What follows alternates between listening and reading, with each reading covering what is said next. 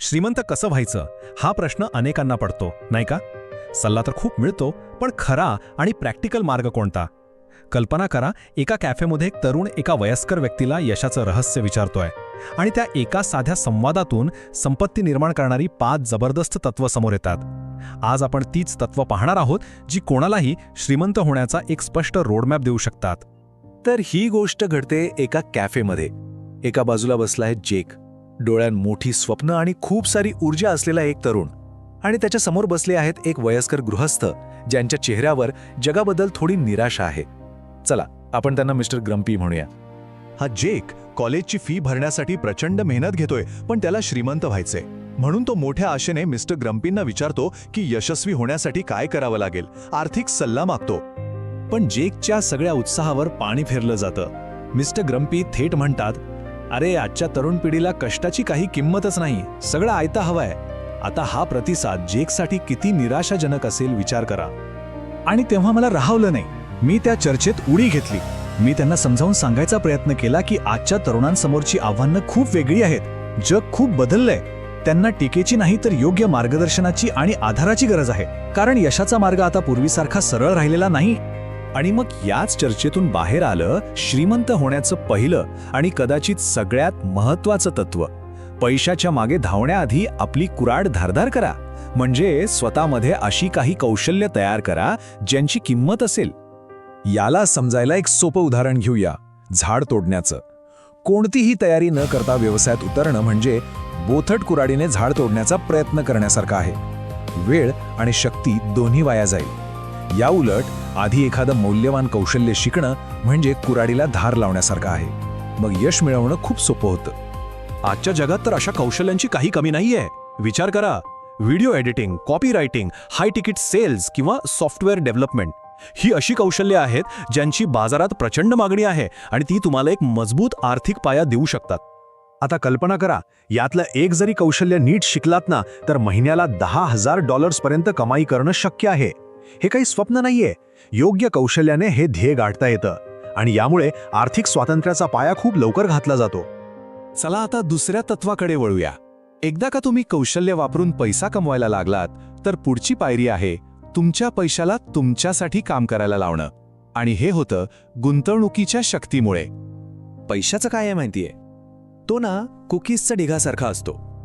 तुम्ही त्याला जितकं जास्त इकडून तिकडे हलवाल तितका त्याचा चुरा होईल. म्हणून त्याला सतत हाताळण्याऐवजी एका जागी गुंतवणुकीत ठेवणं खूप महत्वाचं आहे, जेणेकरून तो वाढेल, तुटणार नाही. यालाच म्हणतात चक्रवाढ व्याजाची जादू.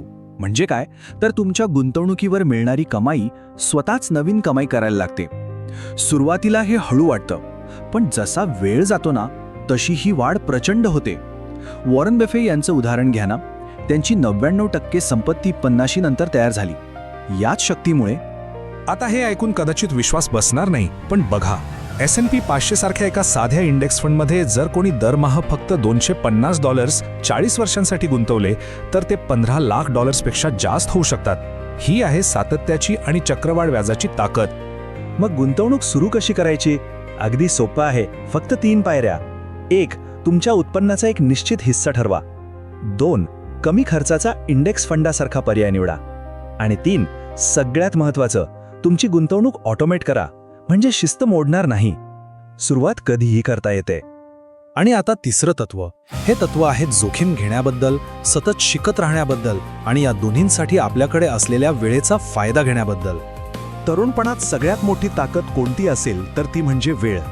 आपल्याकडे भरपूर वेळ असतो आणि जास्त वेळ असल्यामुळे मोजलेली जोखीम घ्यायला आणि चुकून अपयश आलं तरी त्यातून शिकून सावरायला खूप संधी असते. हा एक प्रचंड मोठा फायदा आहे.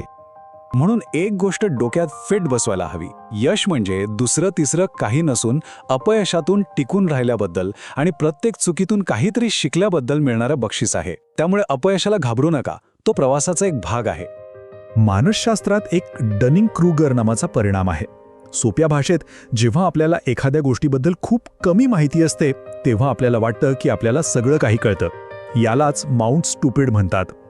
खरी प्रगती तेव्हाच सुरू होते जेव्हा आपण या पर्वतावरून खाली उतरतो आणि मान्य करतो की आपल्याला अजून खूप काही शिकायचं आहे. आपल्या मेंदूचं पण कम्प्युटर सारखंच आहे.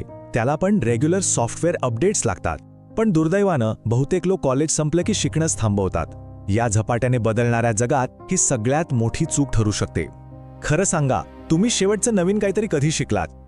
आता चौथं तत्व, आणि हे खूप महत्त्वाचं आहे, हे आहे आपल्या आजूबाजूच्या लोकांबद्दल. कारण आपण ज्यांच्या सोबत उठतो बसतो त्यांच्या विचारांचा आणि सवयींचा आपल्यावर नकळतपणे खूप मोठा परिणाम होत असतो. हे ऐकून धक्का बसेल, पण एका अभ्यासात असं दिसून आलंय की तुमच्या मित्रवर्तुळात श्रीमंत लोकांची संख्या 10% वाढली तर तुमची पैसे वाचवण्याची शक्यता 5% वाढते. याचा अर्थ सरळ आहे, संगत खूप महत्वाची आहे. पण मग याचा अर्थ जुन्या मित्रांना सोडून द्यायचं का? अजिबात नाही. हा गैरसमज करून घेऊ नका. मुद्दा मित्र सोडण्याचा नाही आहे, तर आपलं वर्तुळ विस्तारण्याचा आहे. नवीन गटांमध्ये सामील व्हा.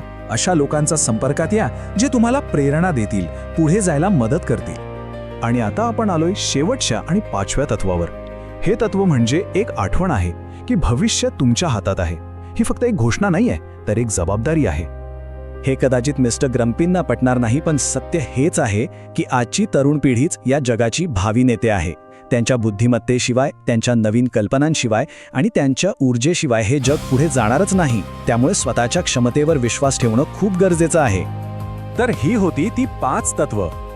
पण हा सगळा विचार ऐकल्यावर आता एकच प्रश्न उरतो. अशी कोणती एक कुऱ्हाड आहे, म्हणजे असं कोणतं एक कौशल्य आहे ज्याला तुम्ही आजपासून धार लावायला सुरुवात करू शकता? यावर नक्की विचार करा.